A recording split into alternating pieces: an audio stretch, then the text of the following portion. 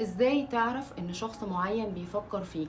لما شخص بيجي على بالك في لحظة معينة وبعدها بثواني او دقايق تلاقي منه رسالة او مكالمة، دي حاجة اسمها التشابك الطاقي. مفيش اي فكرة انت بتفكر فيها بتضيع في الفراغ، كل فكرة هي عبارة عن موجة وبيكون ليها تردد. لو انت قلبك وعقلك شغالين بنظام طاقي سليم انت بتلقط الاشارات دي فورا. النهاردة بقى هقولك ازاي تعرف ان انت مستهدف طاقيا من تفكير شخص تاني. هقولك على شوية حاجات وركز معايا قوي. أول حاجة تركيزك المفاجئ، لما تبقى مشغول في حاجة جدا وفجأة صورة شخص تقتحم خيالك وتفرض نفسها عليك. انت بتقول ده اشتياق، ولكن ده اسمه النبضة الطاقية.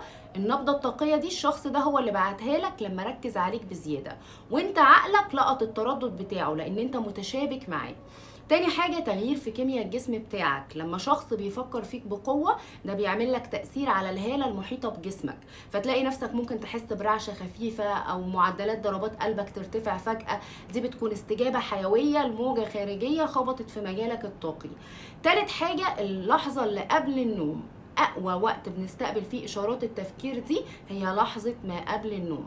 لو لقيت الشخص ده بيظهر في خيالك في اللحظة دي بكثافة، ده لأن هنا مقاومة عقلك الواعي بتكون قليلة، فبتبتدي إن أنت تستقبل البث الطاقي اللي الشخص ده بيبعتهولك من عقله الباطن. وهنا في سر عايزاكوا تعرفوه، ليه إشارات الشخص ده بالذات هي اللي بتوصل.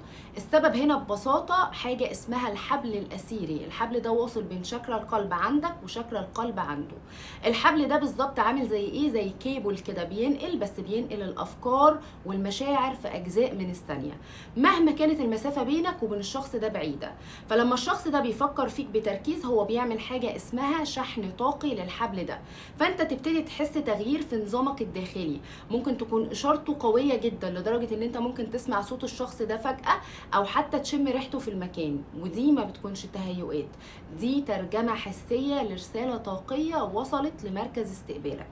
استقبال الاشارات ده بيكون موهبه والتحكم فيها هو علم. لو انت حاسس ان انت بتستقبل اشارات مشوشه او عاوز تبعت رساله طاقيه واضحه ومحدده لشخص معين، اشترك معانا في جلسه التخاطر العميق عشان تتعلم ازاي تعمل تخاطر. بنستخدم فيها تقنيات الوعي عشان نفتح قناه اتصال مباشر ونقيه، وعشان تتعلم ازاي تحمي نفسك من الطاقات السلبيه اللي ممكن تتبعت لك. تقدر دلوقتي تتواصل عبر الرقم الموجود على الشاشه او الرقم الموجود في البايو.